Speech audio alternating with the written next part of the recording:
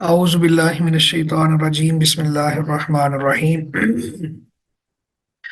ان اللہ فالق الحب والنوا ان اللہ بے شک اللہ فالق پھاڑنے والا ہے الحبی دانے کو والنوا اور گٹلیوں کو النوا یہ نواتن کی جمع ہے اس کی ترجمہ گٹلیاں کر دیا بے شک اللہ دانے اور گٹلیوں کو پھاڑنے والا ہے یخرج الحی من المیت یخرجو وہ نکالتا ہے الحیہ زندہ کو من المیتی مردہ سے وہ مخرجو اور وہ نکالنے والا ہے المیت میت کو من الحی زندہ سے مردہ کو مردہ کو نکالنے والا ہے زندہ سے ذالکم اللہ یہی اللہ ہے فَأَنَّا تُؤْفَكُونَ پھر تم کہاں بہکائے جاتے ہو ذالکم اللہ یہی اللہ ہے فَأَنَّا تُؤْفَكُونَ پھر تم کہاں بہکائے جاتے ہو افک افکن کا معنی ہوتا ہے جھوٹ یا دھوکے کے ساتھ کوئی بات کہنا جیسے عائشہ رضی اللہ تعالیٰ عنہ پہ جو تہمت لگی تھی اس کو بھی واقعہ افک کہتے ہیں تو چونکہ وہ جھوٹ تھا دھوکا تھا اس میں تو پھر تم کہاں بہکائے جاتے ہو یعنی تمہیں اللہ کو چھوڑ کر اور جگہوں پر جو لوگ بلانے والے ہیں تمہیں گویا کہ دھوکا دے رہے ہیں بہکا رہے ہیں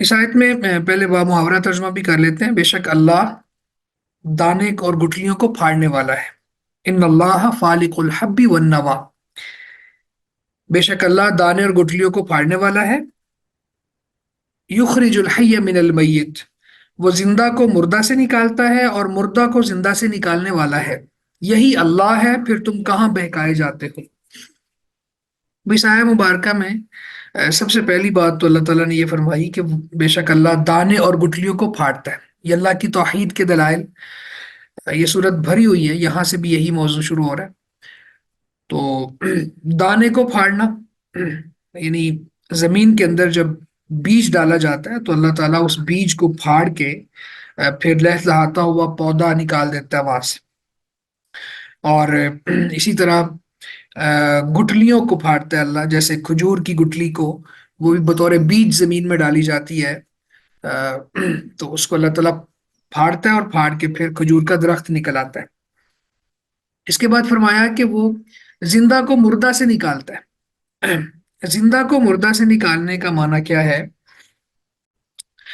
یعنی انڈے سے جاندار پیدا کرتا ہے مردہ چیز تھی انڈا وہاں سے جاندار پیدا ہو گیا اسی طرح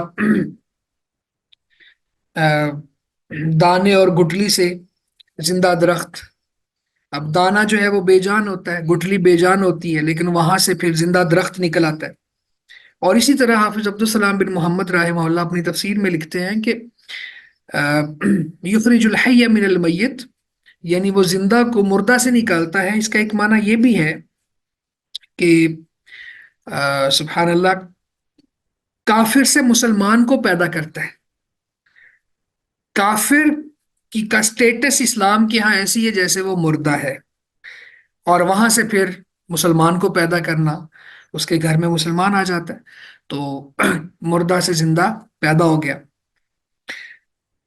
کیونکہ اللہ کے نبی صلی اللہ علیہ وسلم کا فرمان ہے نا مثل الذی یذکر ربہ والذی لا یذکر ربہ مثل الحی والمیت وہ جو اللہ کو یاد کرتا ہے جو اللہ کو یاد نہیں کرتا اس کی مثال زندہ اور مردہ کی سی ہے تو اب جو کافر ہے جو اپنے خالق کو نہیں پہچانتا اور اپنے خالق کا انکار کرتا ہے تو اس کی مثال مردہ کسی ہے تو کافر کے گھر میں مسلمان کا پیدا ہونا یہ بھی ایک مثال ہے ایگزامپل ہے یخرج الحی من المیت کی اس کے بعد فرمایا وہ مخرج المیت من الحی اور وہ مردہ کو زندہ سے نکالتا ہے پہلے تھا زندہ کو مردہ سے اب ہے مردہ کو زندہ سے نکالتا ہے تو اس کی انہی چیزوں کو ہم وائس ورثہ دیکھ لیں جیسے حیوان اور پرندے سے انڈا یا نطفہ اور اسی طرح پودوں اور درختوں سے دانے اور گٹلیاں اور مسلمان سے کافر ذالکم اللہ فانا تؤفکون، یہ ہے اللہ جو تمہاری عبادت کا حقدار ہے، آ، تمہیں چاہیے کہ اس کے ساتھ کسی کو شریک نہ ٹھہراؤ، اس اللہ کو صحیح معنوں میں پہچان لو۔ آ، کبھی غلطی کا ارتکاب ہو جائے تو فوراً اللہ سے رجوع کرو اور اللہ تعالیٰ کے سامنے آنسو بہاؤ اور معافی مانگ لو۔ تو اللہ کو چھوڑ کر شیطان کے بہکاوے میں آ کر، یا پھر وہ لوگ جو معبودان باطلہ کی طرف بلانے والے ہیں، ان کے بہکاوے میں مت آؤ۔ فَأَنَّا تُؤْفَكُونَ کا یہ معنی ہے۔ فالق الاصباح، فالق پھاڑنے والا ہے، الاصباح صبح کو، وجعل اللیل سکنا، اور اس نے رات کو آرام بنایا، سکنن کہتے ہیں آرام کا ذریعہ، والشمس والقمر حسبانا، اور سورج اور چاند کو حساب کا ذریعہ بنایا، ذالک تقدیر العزیز العلیم، یہ اس زبردست غالب سب کچھ جاننے والے کا مقرر کردہ اندازہ ہے۔ صبح کو پھاڑنے والا ہے، اس نے رات کو آرام اور سورج اور چاند کو حساب کا ذریعہ بنایا، یہ اس زبردست غالب سب کچھ جاننے والے کا مقرر کیا ہوا اندازہ ہے۔ العزیز کا معنی ہے زبردست، جو سب پر غالب ہو، اور العلیم جو سب کچھ جاننے والا ہو۔ تو یہاں پہ اللہ رب العزت نے اپنی توحید کی ایک اور دلیل دی کہ رات کی تاریکی کو پھاڑ کر صبح نکالنے والی ذات بھی اللہ کی ہے۔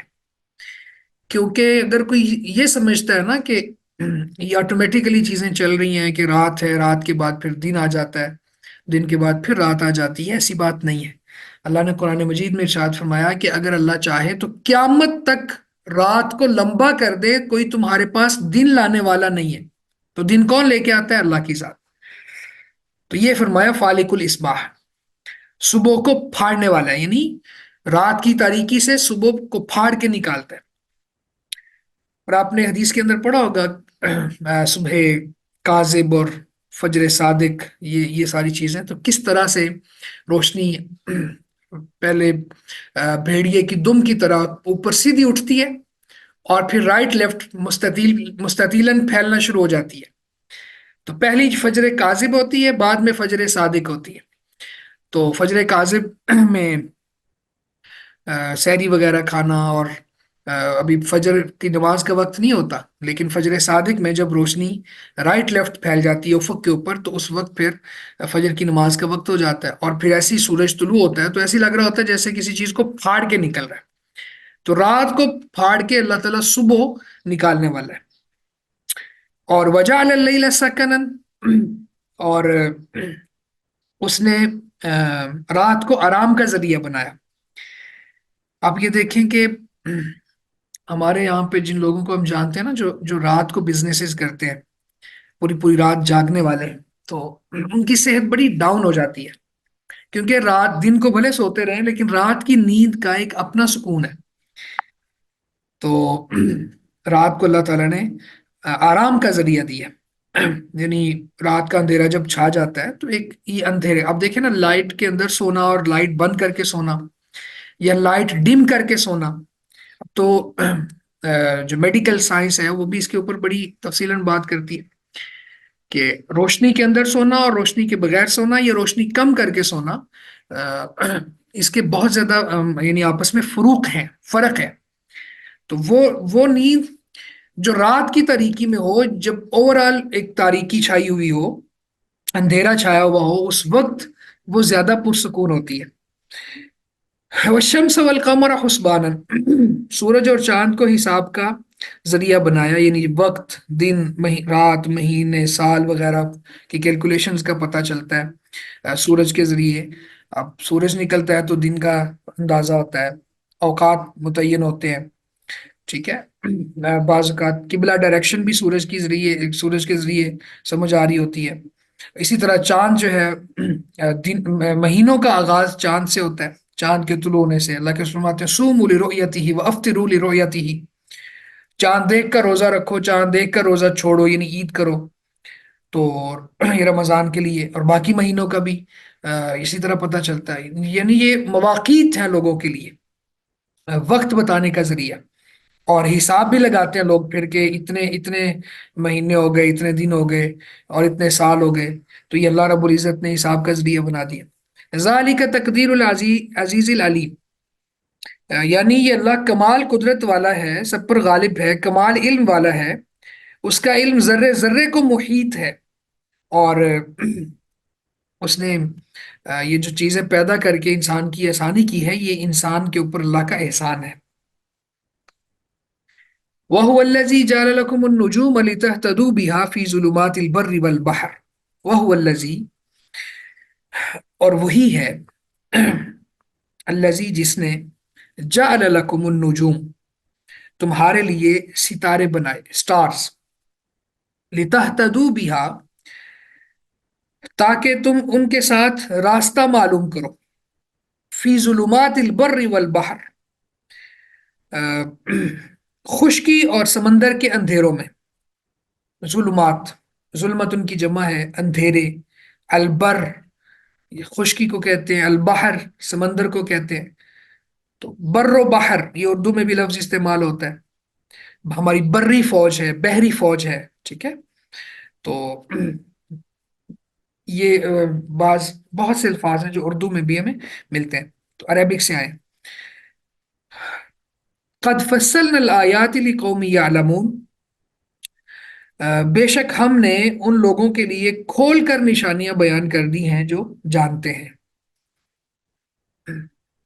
اور وہی ہے جس نے تمہارے لیے ستارے بنائے تاکہ تم ان کے ساتھ بر و بحر میں اندھیروں میں راستہ معلوم کرو، بے شک ہم نے ان لوگوں کے لیے جو جانتے ہیں آیات کھول کر بیان کر دی ہیں، نشانیاں کھول کر بیان کر دی۔ اب اس آیہ مبارکہ میں اللہ رب العزت نے ستاروں کا ایک بہت بڑا مقصد بیان کیا ہے۔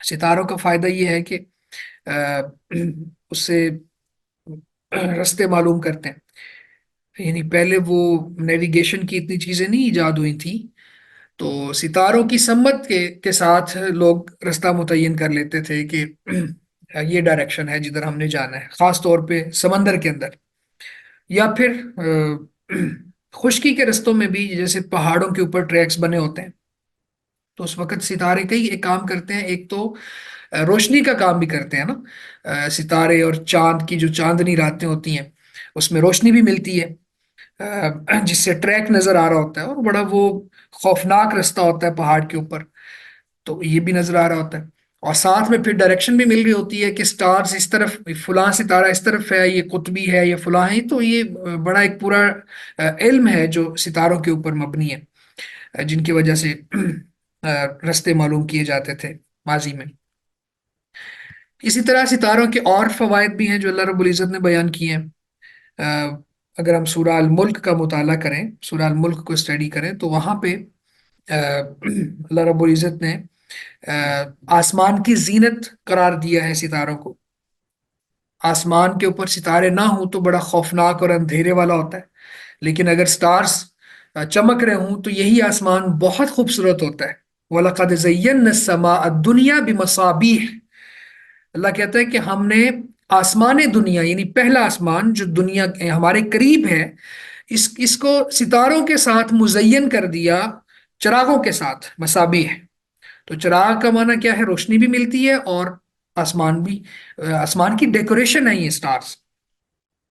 اور اسی طرح وہیں پہ آگے ورجوم للشیاطین، یعنی شیاطین کو رجم کرنے کے یہ آلے بھی ہیں، آلات، یعنی جب کوئی شیطان اوپر جا کے بات سننا چاہتا ہے، بات چرانا چاہتا ہے، تو پھر جو شہاب ثاقب ٹوٹتا ہے ستارہ، جا کے اس کو لگتا ہے، تو بہت زیادہ فوائد ہیں ستاروں کے۔ تو یہاں پہ اللہ رب العزت نے یہ فائدہ بیان کیا کہ بر و بحر میں ان سے تم رستے معلوم کرتے ہو، نیویگیشن کا کام کرتے ہیں۔ اچھا، اس کے علاوہ اگر کوئی شخص ستاروں کے اوپر اس طرح کی بات یا اس طرح کا عقیدہ رکھے کہ ان کے ذریعے غیب معلوم کرے، یا پھر جیسے ہوتا ہے نا ستاروں کے احوال، باقاعدہ ہمارے نیوز پیپرز کے اندر ایک بنا ہوتا ہے کارنر، جس کے اندر یہ لکھا ہوتا ہے کہ ستاروں کے सितारों के हिसाब से मौसम ये हमारे कैसे रहेंगे, दिन कैसा रहेगा, हफ्ता कैसा रहेगा, तो ये सब चीजें अल्लाह रब्बुल इज्जत की तौहीद को कंप्रोमाइज करती हैं। सितारे ना नफा के मालिक हैं ना नुकसान के मालिक हैं। ठीक है, तो उन्होंने बकायदा स्टार्स के नेम लिख के और आगे लिखा होता है कि जिसका किस्मत का सितारा ये है तो उसका ये हफ्ता इस तरह का होगा, इस तरह। तो ये गैब की खबरें मालूम करना और इसके जरिए लोगों की कैफियत और अहवाल मालूम करना, उसको फायदा होगा उसको नुकसान होगा, ये शिरक है। ये तो गोया के अल्लाह रब्बुल इज़्ज़त की ज़ात के साथ और तकदीर के मामलात के साथ इंसान खेल रहा होता है। तो जितनी चीज अल्लाह ताला बता देता है, जो फवायद उससे हासिल किए जा सकते हैं, ये करने की इजाजत है, उसी तक रहना चाहिए।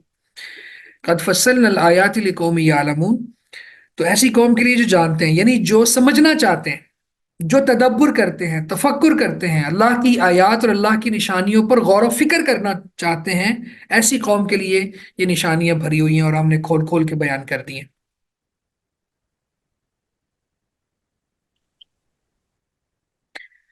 वहुवल्लज़ी अंशाकुम मिन नफ्सिन वाहिदा, वहुवल्लज़ी, और वही है, लजी जिसने अंशाकुम पैदा किया तुम्हें, मिन नफ्सिन वाहिदा एक ही जान से, और वही है जिसने तुम्हें एक जान से पैदा किया।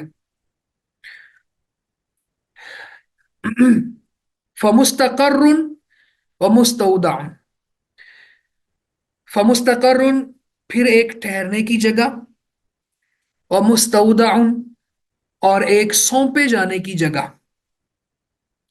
कद फसलनल आयाति लिकौमी यफ़क़हून, बेशक उसने हमने फसलना, ये अगर हम बात करें ना, तो अरबी जुबान में कुछ पैटर्न्स होते हैं, 14 पैटर्न्स होते हैं। तो ये पैटर्न नंबर 14 है। फसल तो फसलना, हमने, ठीक है, तो इसमें इसको जमा मुतकल्लम का कहते हैं। फसलना हमने तफसीलन बयान कर दी, अल आयात निशानियां, लिकौम यफ़क़हून ऐसी कौम के लिए जो समझते हैं, जो फ़क़ाहत रखते हैं। यहाँ पे अल्लाह रब्बुल इज़्ज़त ने सबसे पहले ये बात इरशाद फरमाई कि उसने तुम्हें एक जान से पैदा किया, यानी आदम अलैहिस्सलाम से। तो जितने भी इंसान हैं उन सबका ओरिजिन वहां पे है, आदम अलैहिस्सलाम एक हस्ती है, कोई और ज्यादा हस्तियां नहीं है। हम सबके बाप आदम अलैहिस्सलाम है। तो ये भी अल्लाह की कुदरत की एक बहुत बड़ी दलील है कि एक जान से अल्लाह ताला ने इतने इंसानों को पैदा किया और फिर आगे इतना निज़ाम चला और नस्लें बढ़ी और फिर पूरी दुनिया में और आप देखें कि अल्लाह ने हर जगह पे मखलूक को फैला दिया। आप किसी सहरा में चले जाएं, वहां भी आपको अल्लाह का कोई बंदा नजर आ जाएगा। आप पहाड़ों के ऊपर चले जाएं, जहां पे लगे कि जंगलात हैं और संगलाख चट्टाने हैं और वहां पे कोई नहीं होगा, वहां भी कोई अल्लाह की मखलूक नजर आएगी, आपको इंसान नजर आएंगे। तो एक एक जान से अल्लाह रब्बुल इज़्ज़त ने इतना इजाफा किया, इतना इजाफा किया। ये अल्लाह की कुदरत की एक बहुत बड़ी दलील है। इसके बाद फरमाया कि फमुस्तकर्रुन व मुस्तौदाउन, फिर एक ठहरने की जगह है और एक सौंपे जाने की जगह है। तो मुस्तकर्रुन से मुराद असल में यहाँ मुफस्सिरीन का इख्तिलाफ भी है, वो भी मैं जिक्र कर देता हूँ। तो ठहरने की जगह माँ की ओवरी है, रहमे मादर, और सौंपे जाने की जगह बाप की पुश्त, यानी वो जो रीढ़ की हड्डी है ना, उसका आखिरी जो जॉइंट है वहां पे अल्लाह ताला ने इंसान को बाप की पुश्त में रखा होता है। तो ये क्या माना हुआ, मुस्तकर्रुन ठहरने की जगह से मुराद माँ का रहम, और मुस्तौदाउन सौंपे जाने की जगह बाप की पुश्त।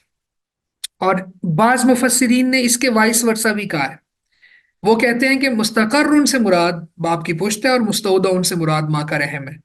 तो दोनों माने मुराद हो सकते हैं। सबसे पहले इंसान माँ के पेट के स्पुर्द होता है ताकि वो दुनिया में रहने की सलाहियत हासिल कर ले, यानी मजबूती इख्तियार कर ले। नुत्फा होता है, फिर मुज़गा और अलका, और इस तरह से चलते चलते फिर इंसान बनता है और दुनिया में आकर फिर ठहर जाता है और फिर दोबारा कब्र में चला जाएगा वो।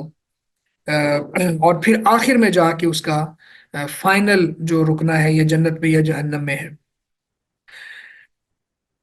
वहुवल्लज़ी अनज़ला मिनस समाई माअन, वहुवल्लज़ी, और वही है जिसने, अनज़ला मिनस समाई माअन, आसमान से कुछ पानी उतारा, फ़अख़रजना बिही नबात कुल्ली शैइन, फ़अख़रजना, फिर हमने निकाली, बिही उस पानी के साथ, नबात कुल्ली शैइन, हर चीज की अंगूरी। अंगूरी से मुराद इसको आम लफ्जों में बोर भी कहते हैं, जैसे अमरूद वगैरह, या आमों के दरख्तों के ऊपर वो लगना शुरू हो जाता है, या फिर इससे मुराद शाखें और कॉम्पलें भी हो सकती हैं। फ़अख़रजना मिन्हु खाजिरन, फ़अख़रजना, फिर हमने निकाली इससे, खाजिरन, सब्ज खेती, नुखरिजु मिन्हु हब्बम मुतराकिबा, जिसमें से हम तह बतह चढ़े हुए दाने निकालते हैं, हब्बन दाने, मुतराकिबा तह बतह चढ़े हुए, यानी एक दूसरे के ऊपर चढ़े हुए दाने निकालते हैं। वमिन नखली, और खजूर के दरख्तों से, मिन तल इहाब, तल उन कहते हैं अ, खजूर के दरख्त के ऊपर जो इब्तदाई तौर पर फल लगता है उसको, इसको घाबे कह दिए तर्जुमा करने वाले हमारे उलमा ने, या फिर इसको गुच्छे भी कहा जा सकता है। किनवानुन दानियतुन, किनवानुन ये किनवुन की जमा है, इसका माना खोशे। तो खजूर के दरख्त के घाबे से खोशे निकाले। दानियतुन, दनायतुन का माना होता है करीब, झुके हुए, जो झुके हुए हैं। वजन्नातिन मिन अनाबिन, और अंगूरों का बाग, बागात से मुराद जन्नातिन, बागात, अंगूरों के बागात, व जैतून, और जैतून के बागात, व रुमान, और अनार के बागात, मुश्तबिहन व गैर मुतशाबिह, मिलते जुलते, मुश्तबिहन का माना है मिलते जुलते, व गैर मुतशाबिहिन, और जो मिलते जुलते नहीं है, ना मिलने जुलने वाले। उनजुरु इला समरिही इज़ा अस्मरा, उनजुरु देखो, इला समरिही उसके फल की तरफ, इज़ा अस्मरा जब वो फल लाए, यानी जब उसके ऊपर फल आ जाए तो उसके फल की तरफ देखो। वयनही, और उसके पकने की तरफ देखो। पहले फल आता है कच्चा, फिर उसके बाद पकता है, अभी तफसीलन बात करते हैं इंशाल्लाह। इन फी ज़ालिकुम लआयातिन लिकौमिन युमिनून, बेशक इसमें उन लोगों के लिए यकीनन बहुत सी निशानियां हैं जो ईमान लाते हैं। शायद का बाब मुहावरा तर्जमा करते हैं, फिर इंशाल्लाह वन बाय वन चीजें को सीख लेते हैं। और वही है जिसने आसमान से कुछ पानी उतारा तो हमने उसके साथ हर चीज की अंगूरी निकाली। फिर हमने इससे सब्ज खेती निकाली, जिसमें से हम तह बतह चढ़े हुए दाने निकालते हैं, और खजूर के दरख्तों से उनके इब्तदाई खोशों में से झुके हुए खोशे, और अंगूरों और जैतून और अनार के बागात, मिलते जुलते और ना मिलने जुलने वाले। गैर मुतशाबे का माना है ना मिलने जुलने वाले। इसके फल की तरफ देखो जब वो फल लाए, और उसके पकने की तरफ, बेशक इसमें उन लोगों के लिए यकीनन बहुत सी निशानियां हैं जो ईमान लाते हैं। तो इस आयत मुबारक में सबसे पहले अल्लाह ताला फरमाता है कि हमने आसमान से कुछ पानी उतारा। तो अल्लाह ताला फरमाते हैं फिर समाई रिज्क को, आसमान में तुम्हारा रिज्क है। तो आसमान में रिज्क का माना क्या है कि आसमान से अल्लाह ताला पानी बरसाते हैं, फिर जमीन के साथ वो पानी मिलता है और जमीन को जरखेज करता है, और फिर वहां से ये सारी चीजें निकलती हैं जो लोग खाते हैं। फिर फिर फरमाया कि उस पानी के साथ हर चीज की नबात, यानी अंगूरी निकलती है, बीज फटता है, उसकी कॉम्पल निकलती है, या पहले से लगे हुए दरख्तों के ऊपर बूर आ जाता है, जिससे अंदाजा होता है कि अब इनके ऊपर फल लगेगा। और उसके बाद फिर अल्लाह ताला फरमाते हैं कि तह बतह चढ़े हुए दाने निकलते हैं। तह बतह चढ़े हुए दानों से मुराद क्या? मटर को देख लें आप, एक एग्जांपल लेनी हो तो کس طرح اللہ تعالیٰ نے وہ کیا. پھر اسی طرح پھلوں میں سے دیکھنا چاہتے ہیں، انار کے دانے دیکھ لیں. سبحان اللہ. تو یہ پھر اسی طرح اللہ تعالیٰ فرماتے ہیں کھجور کے درختوں کے جھکے ہوئے خوشے. کھجور کا درخت بھی پکتے ہوئے، پہلے وہ کچی کھجوریں ہوتی ہیں، پھر وہ زرد بن جاتی ہیں جس کو ڈوکے کہتے ہیں ہماری زبان میں، اور اس کے بعد پھر دوبارہ سے وہ پکنا شروع ہو جاتی ہیں. یا پھر پھل کو اتار کے کوئی مختلف کیمیکلز لگا کے آج کل جلدی پکا لیا جاتا ہے. تو اللہ فرماتا ہے کہ اس کو دیکھو، یعنی اس میں غور کرو، تدبر کرو. پھر اسی طرح انگوروں کے باغات، زیتون کے باغات، انار کے باغات، پھر آپس میں ملنے جلنے والے اور نہ ملنے جلنے والے، یعنی پتے ملتے ہیں مگر پھل مختلف ہیں، کبھی ایسا ہوتا ہے. یا پھر ایک ہی درخت ہوتا ہے، ان کے پودے ملتے جلتے ہیں لیکن ہر پھل کی لذت الگ ہوتی ہے. اب آم کو لے لیں، آم ایک ہی درخت پہ لگنے والے آم بھی مختلف ہو سکتے ہیں، یا ایک ہی کیٹیگری ہے ہمارے پاس آم لیکن ان کے ذائقے مختلف ہو سکتے ہیں. تو یہ اللہ تعالیٰ سبحان اللہ وہ پیدا کرنے والا ہے چیزوں کو، اور ذائقے وہ پیدا کرتا ہے اس کے اندر. اور پھر فرمایا کہ اس کے پھل کی طرف دیکھو جب وہ پھل لائے. تو کبھی کسی ایسے باغ کے اندر جانا ہو جہاں پہ بھرپور پھل لگا ہو تو کتنا پلیزنٹ ہوتا ہے وہ، کہ اللہ تعالیٰ نے جامن کے درخت دیکھ لیں، آم کے درخت دیکھ لیں، کھجوروں کے درخت دیکھ لیں، یا پھر انگوروں کے باغات میں انسان چلا جائے تو حیران رہ جاتا ہے اللہ کی قدرت کو دیکھ کر کہ یہ اللہ تعالیٰ نے چیزیں پیدا کی ہیں. اور وہی نہیں ہی اس کے پکنے کو بھی دیکھو. آپ ذرا یہ دیکھیں یہاں پہ کہ اللہ تعالیٰ نے نظر کے استعمال کے بارے میں بہت زیادہ گائیڈ لائن دی ہے شریعت کے اندر. کس کو دیکھنا ہے، کس کو نہیں دیکھنا. حرام چیز کو نہیں دیکھنا. اچھا، اپنے سے مال و متاع میں زیادہ حیثیت والے کو نہیں دیکھنا، اپنے سے کم تر کو دیکھنا ہے. پھر اللہ کی قدرتوں کو دیکھنا ہے. اللہ تعالیٰ یہاں دعوت فکر دے رہے ہیں کہ دیکھو انظروا الی ثمرہ، اس کے پھل کی طرف دیکھو، اذا اثمر، جب وہ پھل لے آئے، یعنی جب بھرپور پھل لگا ہوتا ہے اس کو دیکھو. وینعہ، اور اس کے پکنے کا وہ پروسیس دیکھو، کہ پہلے آپ نے دیکھا وہ آم کا درخت، اس کے اوپر کچے آم لگے ہوئے تھے، پھر دیکھتے ہی دیکھتے وہ زرد ہونا شروع ہو گئے اور وہ پک گئے. سبحان اللہ. تو اللہ تعالیٰ نے یہاں پہ جو میں نے پہلے بات کی نا کہ دیکھنے کے حوالے سے ٹرمز اینڈ کنڈیشنز اللہ تعالیٰ نے بتائی ہیں. اللہ فرماتا ہے کہ انظروا الی من هو اسفل منکم، اس کو دیکھو جو آپ سے نعمتوں میں کمتر ہے. کمتر کو دیکھیں گے نا تو پھر شکر کے جذبات پیدا ہوں گے. ولا تنظروا الی من هو فوقکم، اس کو نہ دیکھو جو تمہارے اوپر ہے، یعنی جس کے پاس تم سے نعمتیں زیادہ. تو اسی وجہ سے ہمارے معاشرے میں ناشکری کا دور ہے کہ انسان ہمیشہ اپنے گھر میں خوش نہیں ہے کہ کیونکہ اس سے زیادہ بڑے گھروں کے اوپر نظر ہے. اپنی گاڑی پہ خوش نہیں ہے کیونکہ اس کو اور زیادہ مہنگی گاڑیوں کے اوپر فوکس ہے اور نظر ہے. اسی طرح باقی چیزیں بھی ہیں. تو یہاں پہ انسان جب اللہ تعالیٰ کی نعمتوں کے اوپر غور کرتا ہے اور اللہ تعالیٰ نے خود یہاں دعوت فکر دی ہے تو پھر اس کے اندر شکر پیدا ہوتا ہے. ان فی ذالکم لآیات لقوم یؤمنون، اللہ فرماتا ہے کہ ان ساری چیزوں میں ایسی قوم کے لیے البتہ بہت نشانیاں ہیں جو ایمان لانے والی ہے. تو ایمان والوں کا ایمان مضبوط ہوتا ہے، وہ اس طرح کی چیزوں کو دیکھ کے سبحان اللہ پڑھتے ہیں، اللہ کے ذکر میں پیش رہتے ہیں. وہ اللہ کا دیا ہوا رزق کھانے کے بعد پھر اللہ کی عبادت میں پیش ہوتے ہیں، پیش قدمی کرنے والے بن جاتے ہیں. جیسے اللہ نے رسولوں سے کہا نا، یا ایھا الرسل کلوا من الطیبات واعملوا صالحا، اے نبیوں کی جماعت پاکیزہ کھاؤ اور نیک عمل کرو. تو جو مومن نہیں ہوگا وہ کھانے کے بعد یعنی آج کل آپ دیکھ لیں، ہم تو ایسے معاشرے میں رہ رہے ہیں جہاں پہ بہت سی چیزیں ہمارے ہاتھ میں ہیں، ہم دیکھ رہے ہوتے ہیں کہ کافر بہت زیادہ اللہ کی نعمتوں کو یوٹیلائز کرنے کے بعد، استعمال کرنے کے بعد، کھانے پینے کے بعد اللہ کی بغاوت کرتے ہیں. تو ایمان والا کھاتے ہوئے بھی اللہ کا شکر ادا کرتا ہے، کھانے سے پہلے بسم اللہ پڑھتا ہے، کھانے کے بعد الحمدللہ الذی اطعمنی ھذا ورزقنیہ من غیر حول منی ولا قوہ پڑھتا ہے، اور اس کے بعد پھر اپنے آپ کو نیک کام میں لگا دیتا ہے، عبادت میں پیش قدمی کرتا ہے. تو یہ ہے نشانیاں ایمان والوں کے لیے. वजअलू लिल्लाहि शुरका अल जिन,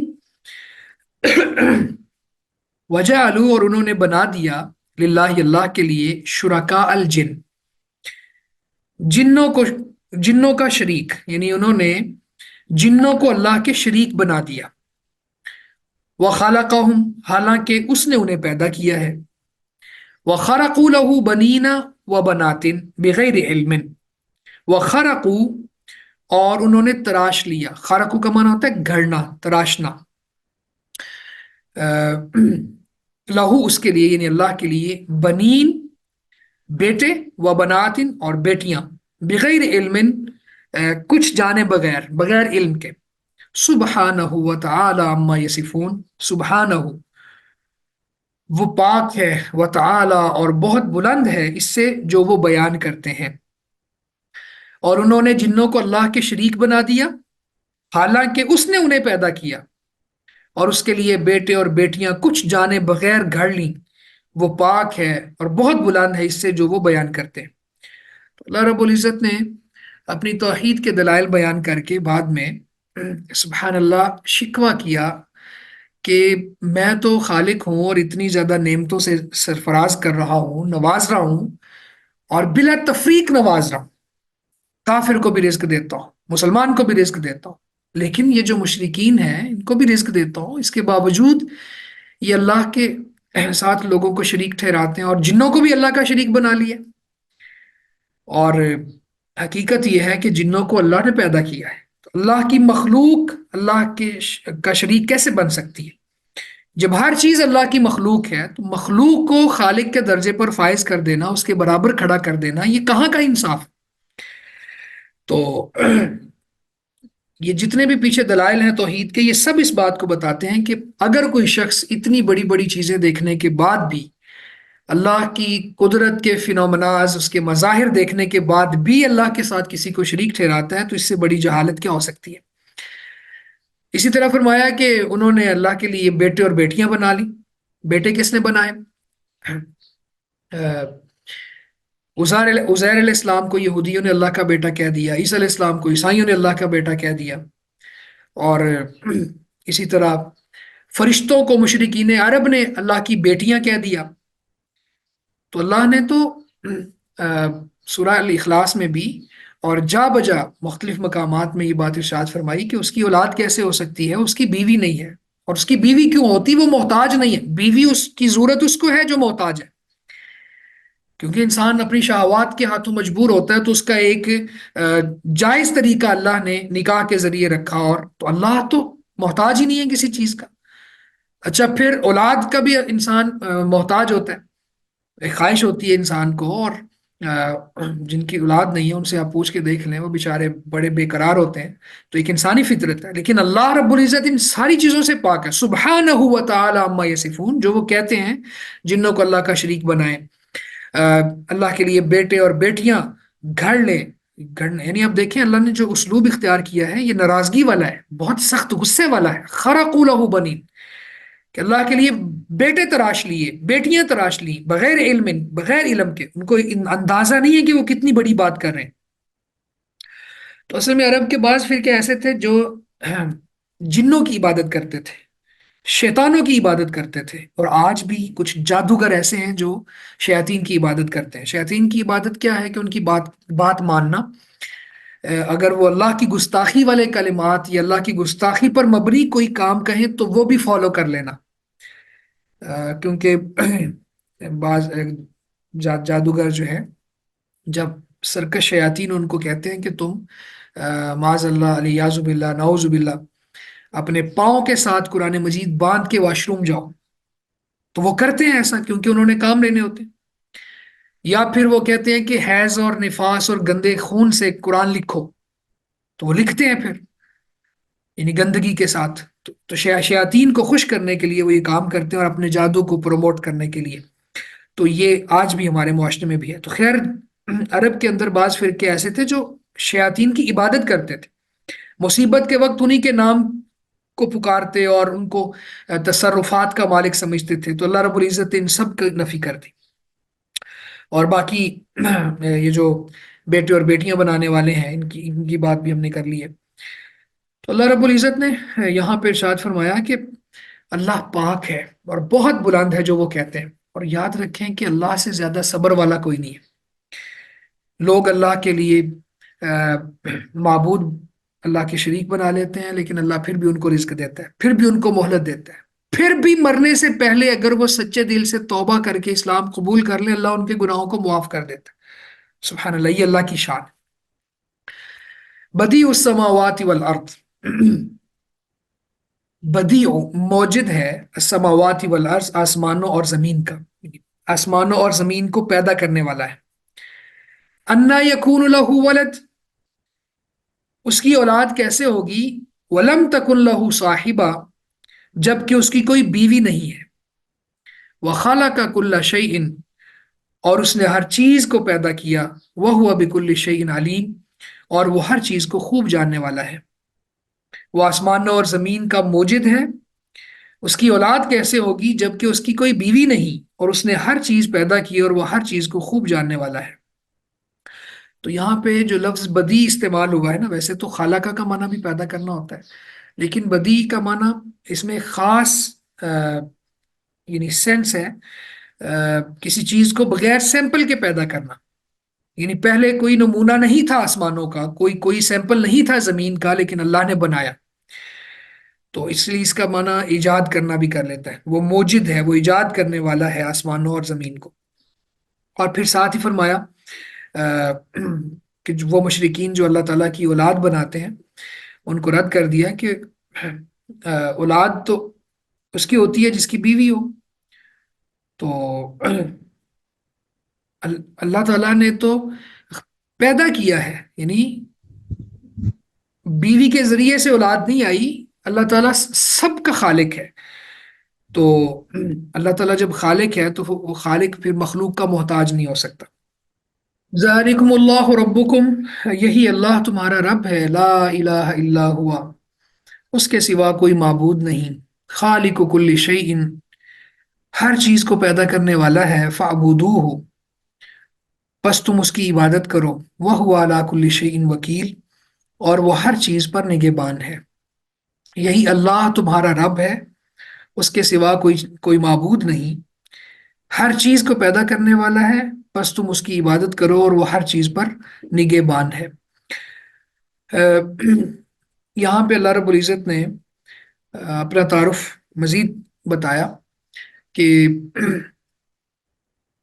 وہ اللہ جو آسمانوں اور زمین کو بغیر نمونے کے پیدا کرتا ہے، اور جو مشرکین دعویٰ کرتے ہیں کہ اس کی اولاد ہے، تو اس کی تو بیوی نہیں ہے، وہ کسی کا محتاج نہیں ہے، وہ سب کا خالق ہے، خالق کل شیء، ہر چیز کا پیدا کرنے والا ہے، یعنی ہر چیز کا خالق اللہ ہے۔ تو یہ جب ہم توحید کو کیٹیگرائز کرتے ہیں تو توحید ربوبیت میں خالق، مالک اور رازق، یہ تین لفظ آتے ہیں۔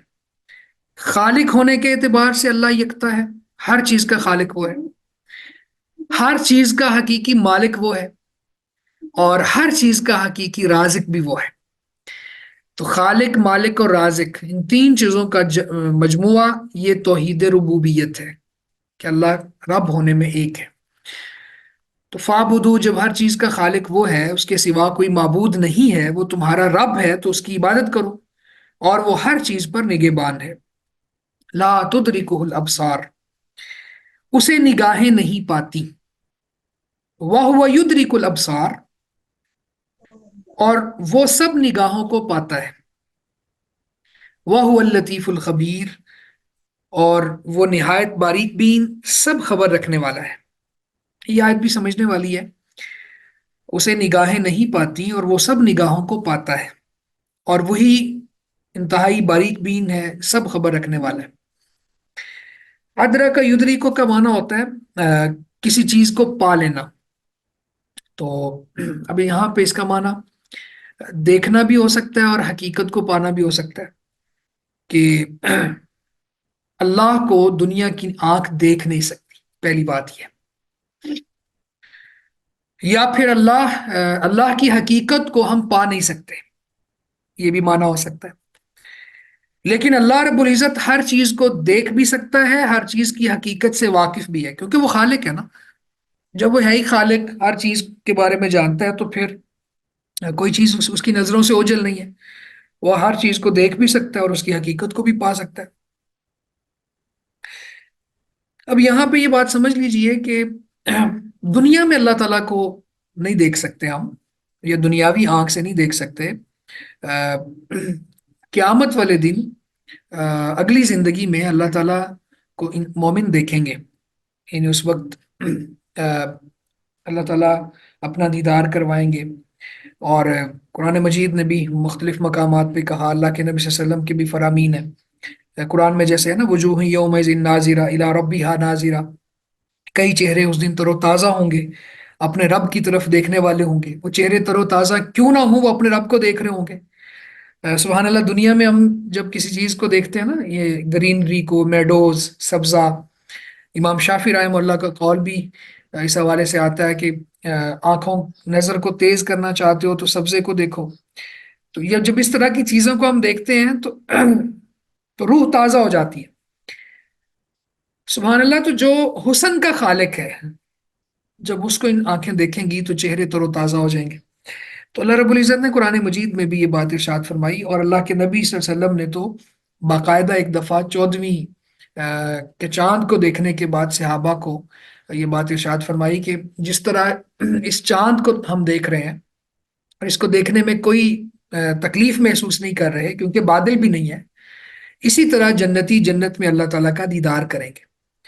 تو آخرہ میں، اگلی زندگی میں تو اللہ تعالیٰ کو دیکھنا اور اللہ تعالیٰ کا دیدار کرنا یہ ثابت ہے، لیکن دنیاوی زندگی میں نہیں ہے۔ اور رسول اللہ صلی اللہ علیہ وسلم کے بارے میں بھی جو لوگ کہتے ہیں جی انہوں نے اللہ تعالیٰ کو دیکھا، اس پر اختلاف ہے، کافی اختلافی مسئلہ ہے، لیکن حقیقت یہ ہے کہ عائشہ رضی اللہ تعالیٰ عنہ جو کہتی ہے نا کہ جو تمہیں یہ کہے کہ محمد صلی اللہ علیہ وسلم نے اپنے رب کو دیکھا ہے تو اس نے یقیناً جھوٹ کہا۔ پھر انہوں نے یہ آیت پڑھی، لا تدرکہ الابصار وہو یدرک الابصار، پھر کہا کہ آپ نے جبریل کو اصلی صورت میں 2 دفعہ دیکھا، یعنی اللہ کو نہیں دیکھا لیکن جبریل امین کو دیکھا۔ تو یہ حقیقت کی آنکھ سے، دل کی آنکھ سے یہ دیکھنا ابن عباس وغیرہ سے بھی مروی ہے، لیکن اپنی ان فزیکلی آنکھوں سے دیکھنا یہ ثابت نہیں ہے، اس دنیا میں ممکن بھی نہیں ہے۔ تو یہ معنی ہے لا تدرکہ الابصار کا، اور اسی طرح اللہ کی حقیقت کو انسان کیسے پا سکتا ہے جس کا عرش اتنا بڑا ہے، جس کی کرسی پاؤں رکھنے کی جگہ اتنی بڑی ہے، جو سبحان اللہ اتنی خوبصورت صفات کے ساتھ متصف ہے، اتنے زبردست قسم کے اس کے القابات ہیں، اور اتنی اس کی قدرتیں ہیں، اتنی اس کی قدرتوں کے جلوے ہیں، تو بندہ اللہ کی حقیقت نہیں پا سکتا۔ انسان صرف کوشش کر سکتا ہے اللہ تعالیٰ کا تعارف سمجھنے کی، اللہ تعالیٰ کی صفات کو پڑھنے کی، اسماء حسنہ یاد کرنے کی، لیکن کوئی شخص یہ دعویٰ کرے کہ میں اللہ تعالیٰ سے پوری طرح واقف ہو گیا ہوں یا اللہ تعالیٰ کی حقیقت کو پا گیا ہوں، تو مخلوق کے بس کی بات نہیں ہے کہ وہ خالق کی حقیقت کو پالے۔ تو یہ ہے معنی یہاں پہ، اور پھر فرمایا وَهُوَ اللطیف الخبیر، اور وہ نہایت باریک بین ہے، سب خبر رکھنے والا ہے۔ تو لطیف کا معنی کیا ہے؟ بہت باریک بین، یعنی چھوٹی سے چھوٹی چیز بھی اس کے احاطہ علم میں ہے، چھوٹی سے چھوٹی چیز بھی۔ دیکھیں اللہ تعالیٰ فرماتا ہے وَمَن يَعْمَلْ مِثْقَالَ ذَرَّةٍ خَيْرًا يَرَهُ، جس نے ذرہ برابر بھی کوئی نیکی کا کام کیا ہوگا اسے وہ دیکھ لے گا۔ وَمَن يَعْمَلْ مِثْقَالَ ذَرَّةٍ شَرًّا يَرَهُ، اور جس نے ذرہ برابر بھی کوئی برائی کا کام کیا ہوگا اسے وہ دیکھ لے گا، یعنی وہ اللہ کے احاطہ علم میں ہے، وہ اس کے نامہ اعمال میں مرتب ہو رہی ہیں چیزیں، اور وہ اللہ تعالیٰ سے اگنور نہیں ہو سکتی۔ الخبیر، وہ بہت زیادہ خبر رکھنے والا ہے، سب کی خبر رکھنے والا ہے۔ قد جاءکم بصائر من ربکم، یقیناً تمہارے پاس تمہارے رب کی طرف سے کئی نشانیاں آ چکی۔ بصائر، یہ بصیرت ان کی جمع ہے، دل کی روشنی کا نام۔ تو بصارت آنکھوں سے دیکھنے کو بھی کہتے ہیں، اور کسی چیز پر تدبر، تفکر کرنے کو بھی کہتے ہیں۔ تو قد جاءکم بصائر من ربکم، یقیناً تمہارے پاس تمہارے رب کی طرف سے کئی نشانیاں آ چکی۔ فمن ابصر فلنفسہ، پھر جس نے دیکھ لیا تو اس کی جان کے لیے ہے۔ ومن عمی فعلیہا، اور جو اندھا رہا تو اسی پر ہے، یعنی اس کا وبال اسی پر ہے جو اندھا رہا۔ वमा अना अलैकुम बिहफीज, और मैं तुम पर कोई मुहाफिज नहीं। यानी इस आयत में अल्लाह रब्बुल इज़्ज़त ने एक बात तो ये इरशाद फरमाई कि अल्लाह की बहुत सी निशानियां हैं जो तुम्हारे पास आ चुकी हैं। हमारे यहाँ पे एक बात कही जाती है, ख़ास तौर पे यूनिवर्सिटी के माहौल में जहाँ मैं पढ़ाता हूँ, वहाँ पे स्टूडेंट्स कहते हैं कि जी सर ये जो नॉन मुस्लिम्स हैं या जो बाय बर्थ काफिर हैं, उनको अल्लाह अजाब देगा। उनको अल्लाह अजाब क्यों दे? क्योंकि उन्होंने तो ज़्यादा चीज़ों को स्टडी नहीं किया। तो हकीकत यह है कि अल्लाह ताला का ये ज़ाब्ता है, उसके कानून के अंदर से ये एक बात है कि वो तब तक अजाब नहीं देता जब तक इत्माम हुज्जत नहीं करता। और इत्माम हुज्जत वो करता रहता है, वो इजमालन भी और तफसीलन भी। और इंडिविजुअल लेवल पे एक एक शख्स को अल्लाह ताला क्लिक करता है उसके दिल पर कि ये मेरी निशानी है, ये मेरी निशानी है, तौहीद के दलाइल हैं, उसकी कुदरतों के जलवे हैं। लेकिन इसके बावजूद भी वमन आमिया, जो आंखें बंद कर लेता है, जो समझना नहीं चाहता, जो अल्लाह के साथ दुश्मनी करता है, जो तो अल्लाह की तरफ आना चाहे या हकीकत को पाना चाहे, जो एक कल्बे मुनीब उसका हो या कल्बे सलीम हो, तो वो या फितरत के मुताबिक उसका दिल हो। फितरत के मुताबिक का माना क्या है कि इंसानी फितरत का ये तकाजा है कि वो अल्लाह की तौहीद को एक्सेप्ट करे, अल्लाह के दलाइल को माने। तो जो अंधा हो जाता है, आंखें बंद कर लेता है, फिर उसके ऊपर वो बाल है। तो वमन आमिया फालिहा का ये मान है। तो जिसने देख लिया, गौर व फिक्र करके ईमान ले आया, उसका अपना ही फायदा है, और जो उस पर गौर ना करे, ईमान ना लाए, तो वो अपना ही बुरा करेगा। तो ये जो है ना, वमा अना अलैकुम बिहफीज, कि अल्लाह ताला जबरदस्ती किसी के ऊपर नहीं करेगा। अल्लाह ताला ने सीधा रास्ता भी दिखा दिया है, बुरा रास्ता भी इस इंसान के सामने है, उसकी एक फितरती फीलिंग्स भी हैं, और फिर उसको अल्लाह ताला ने दलाइल भी दे दिए हैं। इसके बावजूद अगर कोई शख्स नहीं आना चाहता, तो अल्लाह कहते हैं हम जबरदस्ती उसको नहीं लेके आते। ये है माना वमा अना अलैकुम बिहफीज। यहाँ पे एक और आयत भी है, अल्लाह अल्लाह ताला फरमाते हैं कि वमन अअरज़ अन ज़िक्री फ़इन्न लहू मईशतन ज़नका। ये दुनिया में अंधा हुआ ना, तो दुनिया में आंखें बंद करना कुरान से, अल्लाह के रसूल की अहादीस से, अल्लाह की तौहीद के दलाइल से, ये क़यामत वाले दिन भी इंसान को अंधा कर देगी। तो अल्लाह फरमाते हैं वनहशुरुहु यौमल क़ियामति आमा, जो मेरे जिक्र से एराज करता है, दुनिया में उसकी जिंदगी और गुजरान तंग कर देता हूँ, क्यामत वाले दिन उसको अंधा करके उठाऊंगा। तो वो कहेगा या रब्बे लिमा हशरतनी आमा वक़द कुन्तु बसीरा। वही बसायर, बसीरत, अबसरा, कि मुझे अंधा करके क्यों उठाया, मैं तो बहुत ज्यादा देखने वाला था, एक माना। मुझे अंधा करके क्यों उठाया, मैं तो बहुत ज्यादा बसीरत वाला था, तदब्बुर करने वाला था, बहुत समझदार था। दुनियावी बिजनेस के अंदर मेरी कैलकुलेशंस बड़ी मारूफ थी। तो अल्लाह फरमाएंगे कज़ालिका अततका आयातुना फनसीतहा फकज़ालिकल यौम तुनसा। इसी तरह दुनिया में तेरे पास हमारी निशानियां आई थी, तो तूने उनको भुला दिया, आज हमने तुझे भुला दिया। तो ये है माना कि जो दुनिया में अंधा होगा फ़अलैहा, तो इसी इसका वबाल उसी पर होगा। फिर क़यामत वाले दिन भी अल्लाह ताला अंधा करके उठाएंगे और जहन्नम की आग में फेंक देंगे। यहाँ तक हम इसको रखते हैं इंशाल्लाह।